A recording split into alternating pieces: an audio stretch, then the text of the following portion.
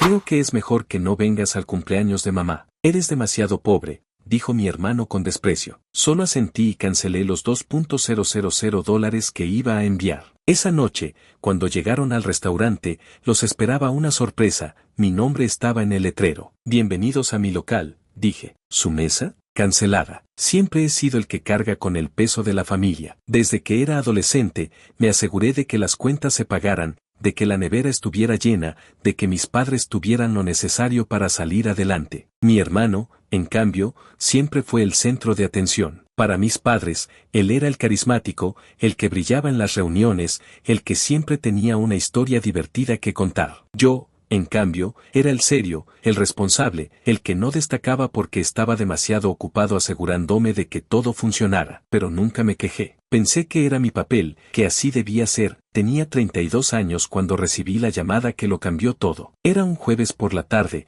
y estaba revisando los números de mi restaurante. Había abierto el lugar hace 3 años, después de ahorrar cada centavo que ganaba en trabajos que nadie quería. El restaurante no era lujoso, pero era mío. Cada mesa, cada silla, cada plato en la cocina tenía mi sudor detrás. Estaba orgulloso, aunque mi familia apenas lo mencionaba. Para ellos, mi éxito era invisible, algo que no encajaba con la imagen que tenían de mí, el que siempre estaba ahí para ayudar, no el que construía algo propio. El teléfono sonó, y era mi hermano. Su voz tenía ese tono arrogante que siempre usaba cuando quería sentirse superior. Oye, sobre el cumpleaños de mamá, creo que es mejor que no vengas. Es en un restaurante caro, ya sabes, y, bueno, eres demasiado pobre para eso. No queremos que te sientas mal. Hizo una pausa, como esperando que le agradeciera su consideración. Sentí un nudo en el estómago, no por tristeza, sino por rabia. ¿Demasiado pobre? Él no tenía idea de lo que yo había construido. Nunca preguntó,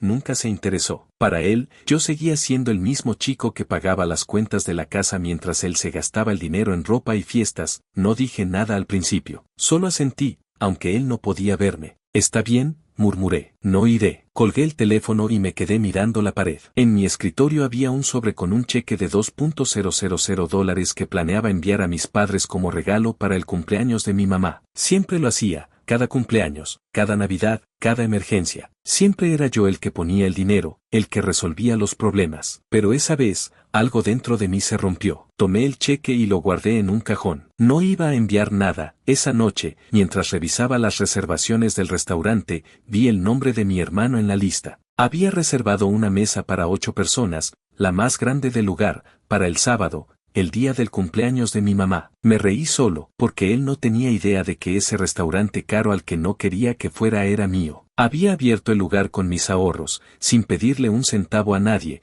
y lo había convertido en uno de los sitios más populares de la ciudad. Pero mi familia nunca lo visitó. Nunca les interesó. Decidí no decir nada. Si querían jugar a despreciarme, yo también podía jugar. Llamé a mi gerente y le dije que cancelara la reservación de mi hermano. Pero no les avises, añadí, que lo descubran cuando lleguen. Sabía que no era el plan más maduro, pero después de años de ser tratado como el segundón, quería que sintieran, aunque fuera por un momento, lo que era quedarse fuera. El sábado llegó, y yo estaba en el restaurante desde temprano. Me aseguré de que todo estuviera perfecto, las luces, la música, las mesas impecables. Había un letrero en la entrada que decía bienvenidos al local de mi nombre. Nunca lo había puesto antes, pero esa noche quería que quedara claro. Quería que supieran que este lugar, este éxito, era mío. A las 7 en punto, vi el auto de mi hermano estacionarse afuera. Mis padres bajaron, junto con mi hermana menor y un par de tíos. Todos iban vestidos como si fueran a una gala, riendo y hablando alto, como si el mundo les perteneciera. Mi hermano lideraba el grupo, entraron al restaurante y el ambiente cambió. El recepcionista, siguiendo mis instrucciones, les dijo con una sonrisa amable, «Lo siento, pero su reservación fue cancelada». Mi hermano frunció el ceño. ¿Cancelada? Eso es imposible. Hablé con ustedes hace días. El recepcionista se mantuvo firme. «Lo siento, señor, pero no tenemos ninguna mesa disponible para su grupo esta noche». Mi mamá empezó a quejarse, diciendo que era su cumpleaños, que cómo podían hacerle eso. Mi hermana, siempre buscando atención, sacó su teléfono para grabar, diciendo que iba a exponer al restaurante en las redes. Fue entonces cuando salí de la oficina. Caminé hacia ellos, con mi delantal puesto, y dije con calma, «Bienvenidos a mi local». La cara de mi hermano cambió en un segundo. Pasó de la arrogancia a la confusión, y luego a algo que parecía vergüenza, aunque no estoy seguro de que él sea capaz de sentirla. Mis padres se quedaron mudos, mirando el letrero con mi nombre como si no pudieran creerlo. Mi hermana bajó el teléfono, sin saber qué decir. ¿Su mesa? Cancelada, añadí, repitiendo las palabras del recepcionista. Tal vez la próxima vez piensen 2 veces antes de asumir que soy demasiado pobre para estar en un lugar como este. No grité, no hice un escándalo. Solo los miré a los ojos, uno por uno, y luego di media vuelta y volví a la cocina. No necesitaba decir más. El mensaje estaba claro. Esa noche, mientras servíamos a otros clientes, no podía dejar de pensar en cómo habían cambiado sus expresiones. Por primera vez, no eran ellos los que controlaban la situación. Por primera vez, yo tenía el poder. Pero también sabía que esto no terminaba ahí. Mi familia nunca había sido de los que aceptan una lección y siguen adelante. Siempre había un plan, una excusa, una manera de dar la vuelta a las cosas para salir ganando. Lo que no sabía entonces era que lo peor estaba por venir. Mientras limpiábamos el restaurante al cerrar, encontré una nota en la entrada. Era de mi hermano. Decía, no creas que esto termina aquí. Hablaremos pronto. No era una disculpa, ni una felicitación por mi éxito. Era una amenaza. Y aunque no quería admitirlo, algo en mi interior me dijo que tenía que prepararme para lo que venía. Después de esa noche en el restaurante, pensé que las cosas con mi familia se calmarían por un tiempo. Creí que el golpe de verme como dueño del lugar, alguien que no necesitaba su aprobación ni su lástima, los haría reflexionar. Pero subestimé a mi familia. Siempre habían tenido una habilidad especial para convertir cualquier situación en una oportunidad para sacar ventaja, y yo, como siempre, era su blanco favorito. Los días siguientes fueron extrañamente silenciosos. Nadie me llamó, nadie envió un mensaje. Ni una disculpa, ni un intento de explicar lo que había pasado. Mi hermano no volvió a mencionar su nota, y mis padres actuaron como si el cumpleaños de mi mamá nunca hubiera ocurrido. Mi hermana, que siempre estaba publicando en redes sociales, no subió nada sobre el restaurante ni sobre mí. Era como si todos hubieran decidido ignorar lo que pasó. Pero yo conocía a mi familia demasiado bien. El silencio no era paz, era estrategia. Una semana después, recibí un correo del banco. Era una notificación sobre una tarjeta de crédito que, según ellos, estaba a mi nombre y tenía un saldo pendiente de $8,000. Me quedé helado. Yo no había solicitado ninguna tarjeta nueva en años. Mi única tarjeta la usaba para emergencias y siempre pagaba el saldo completo. Llamé al banco de inmediato, pensando que era un error, pero la operadora confirmó que la tarjeta estaba registrada con mi nombre, mi dirección y mi número de seguro social. Me envió un historial de transacciones, y cuando lo abrí, casi se me cae el teléfono. Los cargos eran absurdos: compras en tiendas de lujo, joyerías, restaurantes caros, incluso un viaje a un resort en la playa. Nada de eso encajaba con mi vida. Yo vivía modestamente, ahorrando cada centavo para mantener el restaurante a flote y crecer el negocio. Mientras revisaba el historial, noté un patrón. Muchas de las compras se hicieron en lugares que mi hermano y mi hermana mencionaban todo el tiempo en sus historias de redes sociales. Tiendas donde compraban ropa de marca, restaurantes donde se tomaban fotos para presumir. Incluso reconocí el nombre del resort. Mi hermano había subido una foto desde ahí hacía un par de meses, diciendo que estaba viviendo la vida que merecía. Llamé al banco otra vez y pedí más detalles. Resultó que no era solo una tarjeta. Había 3, todas abiertas en los últimos 2 años, con un total de $22,000 en deudas. Las tarjetas tenían mi nombre, pero las direcciones de envío para las facturas apuntaban a la casa de mis padres. No podía creerlo. Mi propia familia, las personas por las que había sacrificado tanto, me habían robado. No solo mi dinero, sino mi identidad. Esa noche no dormí. Me quedé en el restaurante hasta las 3 de la mañana, revisando cada detalle, buscando alguna explicación que no involucrara a mi familia. Pero no la había. Todo apuntaba a ellos. Recordé las veces que mi hermano me pedía un favor y me hacía firmar papeles sin explicarme bien para qué eran. Recordé cómo mi mamá siempre insistía en que le diera copias de mis documentos por si acaso. Recordé cómo mi hermana, una vez, se rió diciendo que yo era tan confiado que cualquiera podía aprovecharse de mí. Todo encajaba, y me sentía como un idiota por no haberlo visto antes. Decidí que no podía dejarlo pasar. No esta vez. Había pagado sus deudas, cubierto sus emergencias, soportado sus desprecios, pero esto era demasiado. Organicé un almuerzo en el restaurante para hablar con ellos. Los invité a todos, mis padres, mi hermano, mi hermana. Les dije que quería arreglar las cosas después de lo del cumpleaños. Sabía que no resistirían la oportunidad de venir a mi local ahora que sabían que era mío. Querían volver a sentirse en control, y yo iba a usar eso a mi favor. El día del almuerzo, llegué temprano y preparé una carpeta con todas las pruebas, los historiales de las tarjetas, las transacciones, los correos del banco. También contacté a un abogado amigo que me ayudó a redactar una denuncia por suplantación de identidad. No quería llegar a eso, pero necesitaba estar preparado. Cuando mi familia entró, todos actuaban como si nada hubiera pasado. Mi hermano sonreía como siempre, mi mamá hablaba de lo bonito que era mi restaurante, y mi hermana no paraba de tomar fotos. Mi papá, que siempre era el más callado, solo asentía. Pero yo no estaba ahí para jugar su juego, esperé hasta que terminamos de comer. Entonces saqué la carpeta y la puse en la mesa. Tenemos que hablar de algo, dije, manteniendo la voz calmada. Les mostré los documentos, uno por uno, explicando cada cargo, cada tarjeta, cada mentira. Sus caras cambiaron.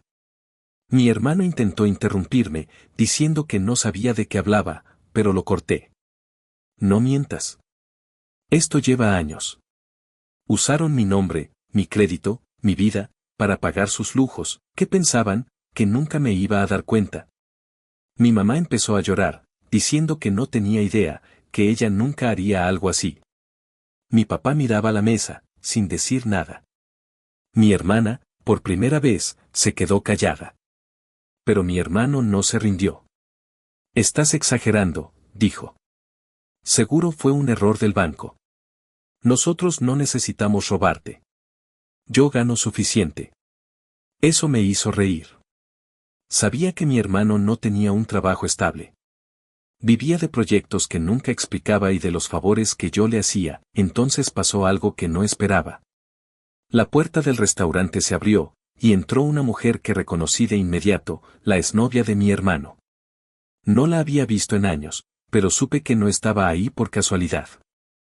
Se acercó a la mesa y, sin dudarlo, dijo, yo también tengo algo que decir. Sacó su propio montón de papeles y los puso junto a los míos. Tu hermano me hizo lo mismo. Abrió una tarjeta a mi nombre, gastó miles de dólares, y cuando lo enfrenté, me dijo que era mi culpa por confiar en él. Miró a mi familia y añadió, ustedes lo sabían. Todos lo sabían, eso fue la gota que derramó el vaso. Mis padres intentaron defenderse, diciendo que no tenían idea, pero sus excusas no tenían sentido. Mi hermana empezó a gritar que yo estaba arruinando la familia, que era un egoísta. Pero yo ya no los escuchaba. Les dije que iba a presentar la denuncia por suplantación de identidad y que, si no querían empeorar las cosas, debían empezar a explicar todo. Luego les pedí que se fueran. Esa noche, después de cerrar el restaurante, recibí un mensaje de mi hermano. Decía, no sabes con quién te estás metiendo. Vas a arrepentirte. No era la primera vez que me amenazaba, pero esta vez sentí algo diferente. Había un tono de desesperación en sus palabras. Decidí investigar un poco más, y lo que descubrí me dejó sin aliento. Mi hermano no solo me había robado a mí. Usando un alias, había estafado a otras personas, amigos, socios, incluso extraños. Había un historial de fraudes que se remontaba a años atrás, y aunque nunca lo habían atrapado, las piezas empezaban a encajar. Corté contacto con todos ellos. Bloqueé sus números, ignoré sus correos. Sabía que intentarían manipularme, como siempre lo hacían. Mi mamá me envió un mensaje diciendo que estaba enferma, que necesitaba mi ayuda. Mi hermana publicó en redes que yo era un traidor que abandonaba a su familia. Pero esta vez no caí. Había pasado toda mi vida cargando con sus problemas y ya no iba a hacerlo más. Mientras preparaba la denuncia con mi abogado, me di cuenta de que esto no era solo sobre el dinero. Era sobre recuperar mi vida, mi paz, mi derecho a no ser el que siempre paga el precio por los errores de los demás. Pero también sabía que mi familia no se rendiría tan fácil. Siempre tenían un último truco bajo la manga, y yo tenía que estar listo para lo que venía. Los meses siguientes fueron un torbellino. Después de cortar contacto con mi familia, pensé que encontraría algo de paz, pero en lugar de eso, me vi atrapado en una guerra silenciosa. Mi hermano, mis padres y mi hermana no se dieron por vencidos. Intentaron de todo para hacerme retroceder, mensajes de súplica, indirectas en redes sociales, incluso rumores que llegaron a mis empleados diciendo que yo era un mal hijo, un traidor que dejaba a su familia en la calle. Pero yo ya no era el mismo. Por primera vez, no sentía culpa. Había cargado con sus problemas toda mi vida, y ahora, con las pruebas de su fraude en mis manos, sabía que no había vuelta atrás. La denuncia por suplantación de identidad avanzaba lentamente. Mi abogado me advirtió que casos como este podían tomar tiempo, sobre todo porque mi familia no estaba cooperando. Habían contratado a un abogado caro, no sé cómo lo pagaron, pero imaginé que era con más deudas, y negaban todo. Decían que yo había autorizado las tarjetas, que era un malentendido, que estaba exagerando para vengarme por malos momentos familiares. Cada vez que leía sus excusas, sentía una mezcla de rabia y cansancio. ¿Cómo podían seguir mintiendo después de todo lo que habían hecho? Mientras tanto, el restaurante seguía siendo mi refugio. Me enfocaba en el trabajo, en mejorar el menú, en atender a los clientes. Pero no podía ignorar la sombra que mi familia dejaba. Una noche, mientras revisaba las cuentas, encontré un correo anónimo con más información sobre mi hermano. Alguien, no sé quién, me envió documentos que mostraban que su historial de fraudes era aún peor de lo que pensaba. Bajo su alias, había estafado a pequeñas empresas, a socios, incluso a una organización benéfica. No era solo un ladrón, era un depredador que vivía de engañar a los demás. Guardé todo y se lo pasé a mi abogado. Si mi familia quería pelear, yo iba a pelear más duro. El juicio estaba programado para un viernes por la mañana. Los días previos fueron tensos. No podía dormir bien, no porque tuviera dudas, sino porque sabía que enfrentarme a mi familia en una sala de tribunal sería el punto final de algo que había definido mi vida por demasiado tiempo. La noche antes, mientras cerraba el restaurante, recibí una llamada de un número desconocido. Era mi mamá. Su voz sonaba temblorosa, como si hubiera estado llorando. Por favor, no hagas esto, dijo. Somos tu familia. Podemos arreglarlo. Ven a casa mañana, hablemos. Intenté responder, pero ella colgó antes de que pudiera decir algo. No fui a su casa. En lugar de eso, me preparé para el juicio. Pero cuando llegué al tribunal esa mañana, mi familia no estaba allí. En su lugar, un mensajero me interceptó en la entrada y me entregó un sobre. Dentro había un cheque por $5,000, firmado por mi papá, y una nota escrita a mano: esto es para empezar a arreglar las cosas. Por favor, para el juicio. Somos tu familia. Miré el cheque y sentí una risa amarga subir por mi garganta. $5,000. Las tarjetas falsas habían acumulado $30,000 en deudas, sin contar el daño a mi crédito, el tiempo perdido, el estrés. Esto no era una disculpa, era un insulto. Rompí el cheque en pedazos y los dejé caer al suelo. El mensajero me miró confundido, pero no me importó. Entré al tribunal con la cabeza en alto. Cuando el juicio comenzó, mi familia finalmente apareció. Estaban sentados al otro lado de la sala, vestidos como si fueran víctimas de una gran injusticia. Mi hermano evitaba mirarme, mi hermana jugueteaba con su teléfono, y mis padres mantenían la vista fija en el juez, como si yo no existiera. Escucharlos repetir sus mentiras frente al juez fue casi surrealista. Dijeron que yo les había dado permiso para usar mi nombre, que todo era un acuerdo familiar, que yo estaba confundido por el estrés de mi negocio, pero las pruebas eran abrumadoras. Mi abogado presentó los historiales de las tarjetas, los correos del banco, las declaraciones de la exnovia de mi hermano, incluso los documentos sobre sus otros fraudes. No había forma de que escaparan de eso. Cuando el juez revisó todo, su expresión era seria. Nos pidió un receso, y durante ese tiempo, mi mamá se acercó a mí. Por favor, para esto, susurró. No queremos ir a prisión. Eres nuestro hijo. No respondí. Solo la miré y volví a mi asiento. Había pasado años escuchando sus súplicas, y todas terminaban en más mentiras. El veredicto llegó esa misma tarde.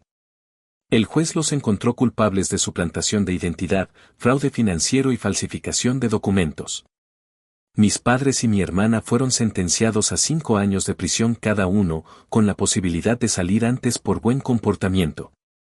También se les ordenó pagar los $30,000 que habían gastado con las tarjetas falsas, más una multa adicional por los daños. Mi hermano, por su historial de fraudes, enfrentaría un juicio separado, pero el juez dejó claro que no sería leve. Cuando los vi salir de la sala, esposados, no sentí alegría ni alivio. Solo sentía vacío. Esto no era una victoria, era el final de algo que nunca debía haber permitido que llegara tan lejos. Esa noche, volví al restaurante. Estaba cerrado, pero entré y me senté en una de las mesas. Miré el lugar que había construido con mis propias manos, las luces suaves, las paredes decoradas con fotos de clientes felices, el olor a comida que aún flotaba en el aire. Por primera vez en mucho tiempo, sentí que este lugar era realmente mío, no solo un escape de mi familia, sino una prueba de que podía construir algo sin depender de nadie. Los días siguientes fueron extraños.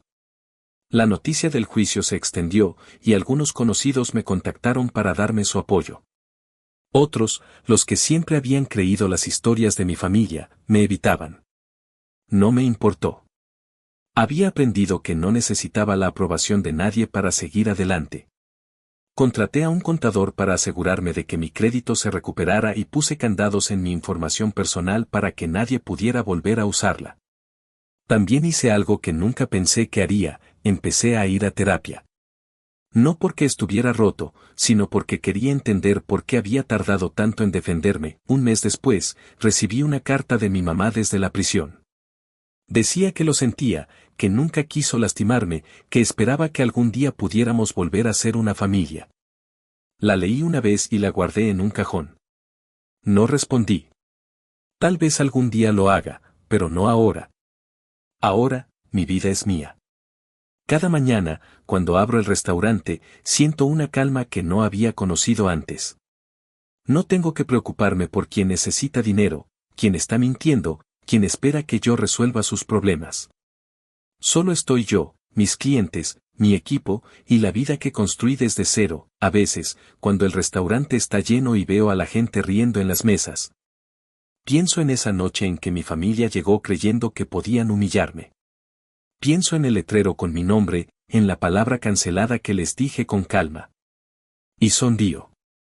No porque los haya derrotado, sino porque, al final, me elegí a mí mismo.